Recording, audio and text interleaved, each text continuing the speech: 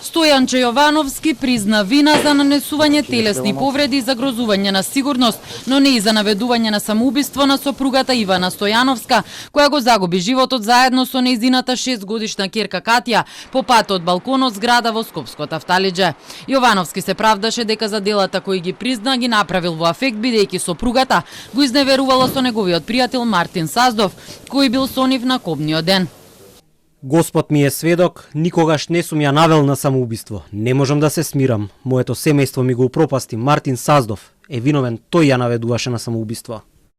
Затоа Јовановски тврди дека има и докази пред судот. Кажа и дека Саздов го натерал да признае вина за сите кривични дела. Судијата Ивица Стефановски не го прифати признанието, бидејќи обвинетиот не го дал доброволно. Јас до крај сметам дека навистина имам голем број на докази кои што ќе бидат изведени во оваа постапка и со сигурност ќе докажам надвор од разумно сомневање дека Стојанче ги сторил кривичните дела точно на начинот како што е опишано во диспозитивот на обвинителниот предлог. Очекуваме во целост да биде прифатено обвинението како оштетени заради тоа што во поширока смисла во меѓународниот аспект самоубиство поради семено насилство се смета за фемицид.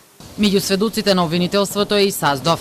Денешната одбрана ја гледам како искрена, како чиста манипулација во насока да се избегне некоја кривична одговорност, но понатаму оставам доказите да зборуваат сами за себе. Мајката на Ивана, кажа за односот кој што го имал со жртвите, така да јас немам дилема никаква, освен обвинетиот што може да се брани на каков начин и да сака во оваа постапка.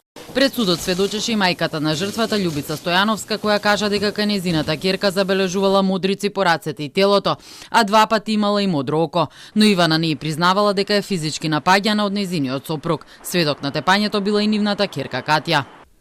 Од Катја дознавав, ми кажуваше: "Бабо, јас ке ти кажам, ама не и кажувај на мама."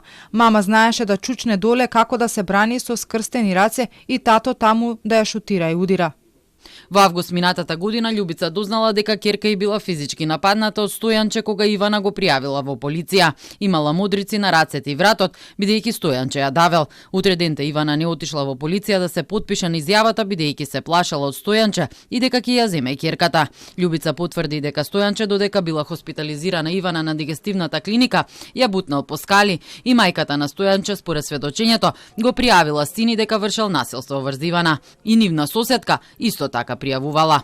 Малата Катја им рекла на соседите: "Викајте полиција, татко ми ќе ја убие мајка ми."